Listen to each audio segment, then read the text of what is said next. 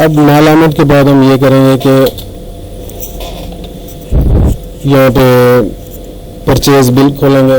Purchase bill में आके bill number supplier का नाम हम सेलेक्ट कर लेंगे, फिर याद होती। अब यहाँ पे ना हम लिस्ट खोल लेंगे, डाउन एरो करेंगे, लिस्ट खुल जाएगी कि ये इसका जो है ना आमदा तादाद 120, बिलशुदा तादाद 10, यानी कि इसका मैंने एक पहले बिल डाला हुआ, बिलशुदा तादाद 10, बकाया तादाद जिसकी जो है ना यहाँ पे इसने बकाया माल की तादाद भी दिखा दी है कि आमद इतने हुए 10 फ्रॉट हो गए, 110 हमारे पास अभी बाकी पड़े हैं जिनकी सेल करनी है। यहाँ से हम प्रोडक्ट सेलेक्ट कर लेंगे और मैं ये कर देता हूँ इसके अपना 110 बचे हुए 50 इसमें सेल कर देता हूँ किसी भी रेट के साथ। सेव कर दिया इसको। बाकी चीज़ें ये अभी मैंने इसमें वर्किंग थोड़ी सी करनी है तो इसको हम सेव कर देते हैं। अब हम अवेलेबल पे जाते हैं।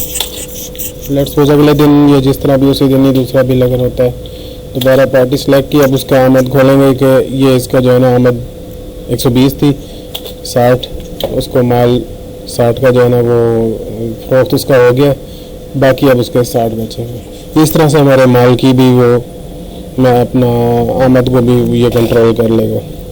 बाकी जैसे जैसे सेव करते जाएंगे वो तो उसके खाते में प्लस माइनस होता जाएगा, उसका मतलब अकाउंट में क्रेडिट होता जाएगा।